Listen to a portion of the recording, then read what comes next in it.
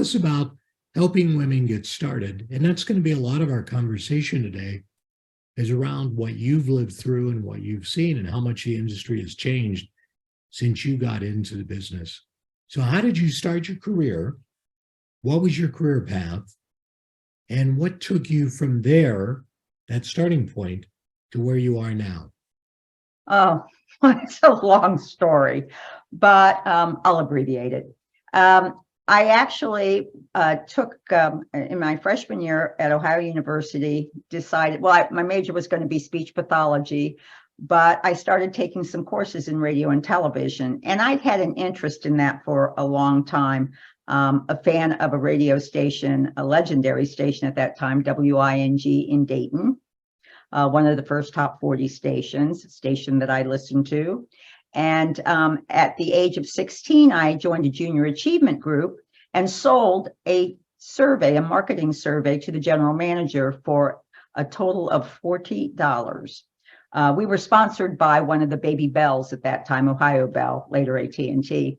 But he was impressed with that. And so during my summer break from college, I went around knocking on doors at his radio station and others, looking for an internship.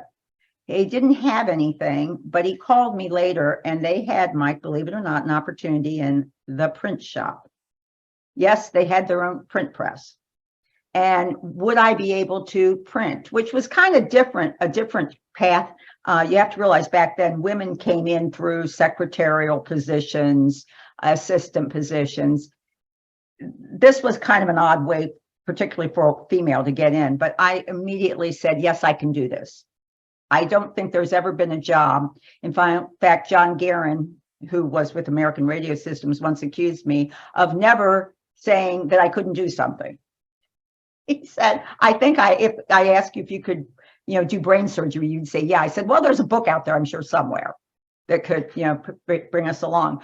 But that's where I started. And rather than go back to school, to the chagrin of my parents, I took a full-time job for $75 and gave up a part-time job at Kroger Grocery I was making more money at. But from the moment I walked in, I was, as I said at the recent Broadcasters Foundation breakfast, it wasn't the sound on the air or seeing the on-air lights. It was the smell of chocolate and how involved the station was in giving back to the community. So that's where I got my start. And I will also say it was a good one because I printed everything, promotional materials, rate cards, so I learned a little bit about every piece of the business just by being down there. And little did I know the graphic arts years later with Radio Inc. would come in handy. So, well, and I mentioned already that you were on the foundation board for the Alliance for Women in Media, but you served on the board of the Library of American Broadcasting Foundation for some time. What now? I'm still on that board. Yeah. And so the philanthropic approach you have, I'll throw you a little bit of a curveball. But that, along with the articles that I see you embrace in your publications, you really are an advocate for our industry, not just the women in industry, but the industry itself. Talk about that for a second, because we know that we do need more women in a lot of different areas of our broadcast industry. Oh, absolutely.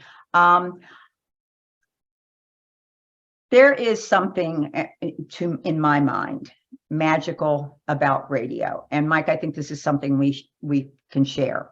It is, as they say, theater of the mind. I also like to say that they never say that the best thing about you is behind your eyes, but it's what's between your ears. And what's between your ears, of course, is your brain. But the ability to take, whether it's a commercial, a song, a bit, a liner, and create magic with words that in every mind comes out a little bit differently. That has always, to me, been a fascinating point. And that, along with that connection that makes with those listeners, it's a companion. And again, it's a companion that it doesn't demand anything of you. It wants to be your friend. It's always there. And of course, recently with the spotlight on AM, how much AM radio and radio overall serves communities throughout this country. We're not like networks that fly in to the area when the tornado hits. We've been there all along.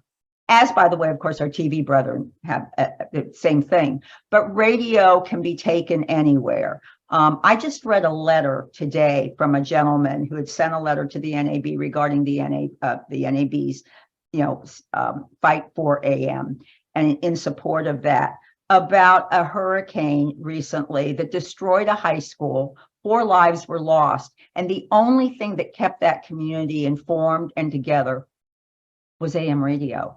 There are swaths of rural areas where there are no cell towers still in this country. We need that. As you can tell, you get me on a soapbox, but that's what I love about this industry and the people in it as well. There are a lot of good people who do a lot of good things.